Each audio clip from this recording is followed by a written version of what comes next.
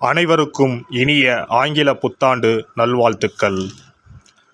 பிறக்கும் இந்த புதிய ஆண்டில் உங்கள் வாழ்வில் மிகுந்த சந்தோஷமும் வளமும் பெற்று புதிய இலக்குகள், புதிய வாய்ப்புகள், புதிய வெற்றிகளுடன் இந்த 2024ஆம் ஆண்டு அமைய எல்லாம் வல்ல இறைவனை வேண்டி விரும்பி கேட்டுக்கொள்கிறேன். நிகழும் ஸ்ரீ மங்களகரமான சோபகிருது ஆண்டு ஜனவரி மாதம் 1ஆம் தேதி மார்கழி 16 அன்று பஞ்சமி திதியில் மகம் நட்சத்திரத்தில் கௌளவம் கரணத்தினில் சித்தயோகம் கூடிய நன்னாளில் இந்த ஆங்கில புத்தாண்டு பிறக்கின்றது.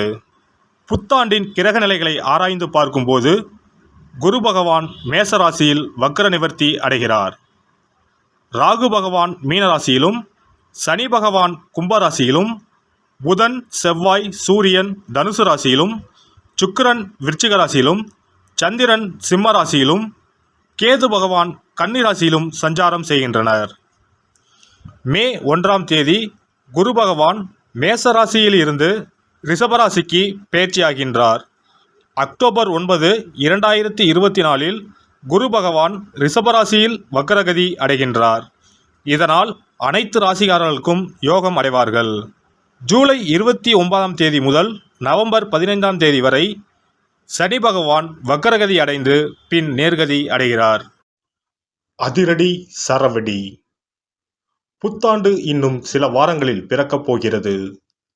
இந்த புத்தாண்டில் நல்ல வேலை கிடைக்குமா, திருமணம் நடைபெறுமா என்று மேசராசியில் பிறந்தவர்கள் யோசிக்க தொடங்கியுள்ளனர். இது பொதுவான பலன்கள்தான். தசாபுத்தியின் அடிப்படையில் நன்மை தீமைகள் கலந்து நடைபெறும்.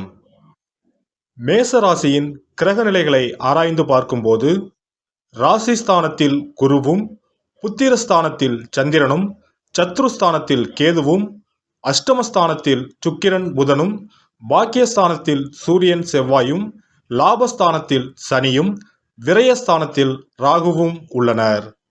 குரு பகவான் 5ஆம் பார்வையாக சிம்ம ராசியையும், 7ஆம் பார்வையாக துலாம் ராசியையும், 9ஆம் பார்வையாக தனுசு ராசியையும் பார்வையிடுகிறார். சனி பகவான் 3ஆம் பார்வையாக மேச ராசியையும், 7ஆம் பார்வையாக சிம்ம ராசியையும், 10ஆம் பார்வையாக விருச்சிக ராசியையும் பார்வையிடுகிறார். இந்த புத்தாண்டு உங்களுக்கு ராஜயோகத்தை அள்ளித்தரப் போகிறது. ஆண்டின் முற்பகுதியில் குரு சஞ்சாரம் சாதகமாக இல்லை என்றாலும் குரு பார்வையினால் கடன் பிரச்சனைகள் தீரும். இந்த ஆண்டு சனியின் சஞ்சாரம் ராகு கேது பெயர்ச்சிக்கு சாதகமாகவே உள்ளது. இந்த ஆண்டு மே மாதத்தில் நிகழப்போகும் குரு பெயர்ச்சி பலன் சாதகமாகவே அமையப் போகிறது. இந்த புத்தாண்டின் தொடக்கத்தில் இருந்தே தொழில் உத்தியோகம் சிறப்படையும். இதுவரை தடைப்பட்டு இருந்த தொழில் கொஞ்சம் கொஞ்சமாக விறுவிறுப்படையும். பரம்பரை தொழில் நல்லபடியாக செழித்து வளரும். விரய ராகுவினால் தொழில் சம்பந்தமாக வெளிநாடு செல்லும் யோகம் உண்டாகும். லாபசனியால் தொழிலில் லாபம் அதிகரிக்கும். செய்யும் முயற்சிகளில் வெற்றி கிடைக்கும். ஜென்ம குரு குடும்பஸ்தானத்திற்கு மாறப்போவதால் குடும்பத்தில் குதூகலம் உண்டாகும்.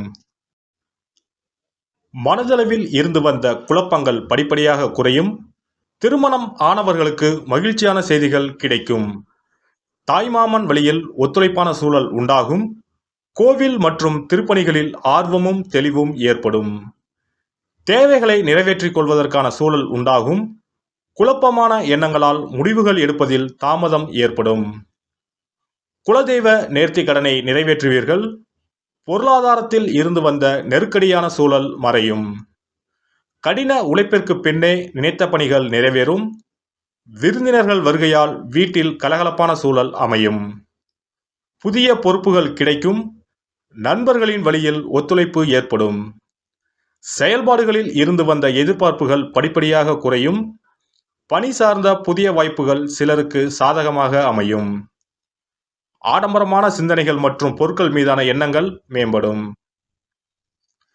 உடல் ஆரோக்கிய பிரச்சனைகள் குறையும். சிந்தனைகளில் தெளிவு ஏற்படும். ஆன்மீக பணிகளில் ஈடுபடுவதன் மூலம் நன்மை ஏற்படும். உடலில் இருந்து வந்த எலும்பு பிரச்சனைகள் தீரும். பெண்கள் சூழ்நிலை அறிந்து காரியத்தை மேற்கொள்வது நன்மை பயக்கும். விலை உயர்ந்த பொருட்களில் கவனம் வேண்டும். விளையாட்டான பேச்சுக்களை குறைத்துக் கொள்ளவும். உடன் இருப்பவர்களிடம் கவனம் வேண்டும். தனிப்பட்ட விஷயங்கள் பகிர்வதை தவிர்க்கவும்.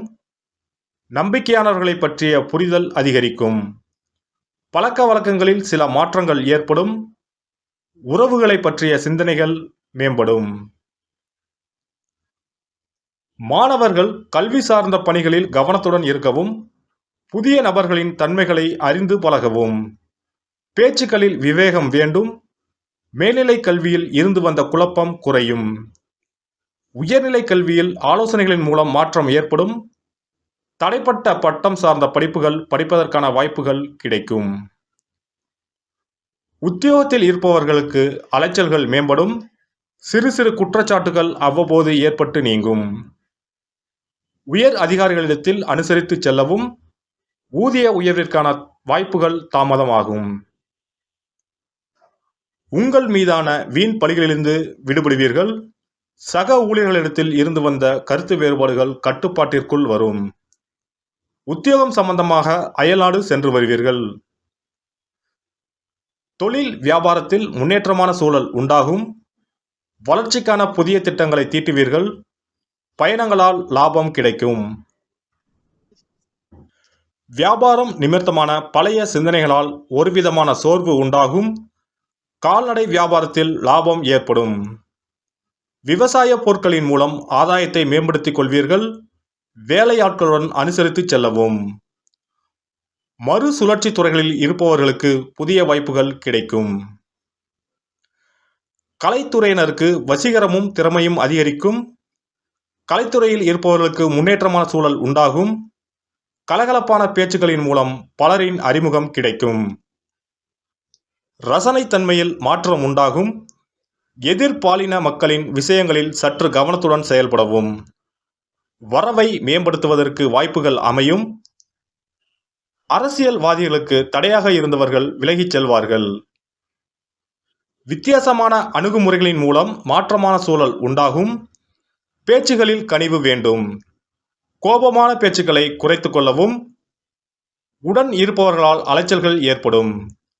கட்சி நிமித்தமான உயர் அதிகாரத்தில் சூழ்நிலைக்கு ஏற்ப செயல்படுவது நல்லது. செவ்வாய்க்கிழமை தோறும் முருகப்பெருமானை தீபம் ஏற்றி வழிபட மனக்கவலைகள் தீரும். வாழ்க்கையில் முன்னேற்றம் உண்டாகும். சிறப்பு பரிகாரங்கள். வருமானத்தை பெருக்குவதற்கு வருமானம் வந்ததும் அல்லது சம்பளம் வாங்கியதும் அந்த தொகையில் 1% தொகையை தனியாக எடுத்து வைத்து விடுங்கள்.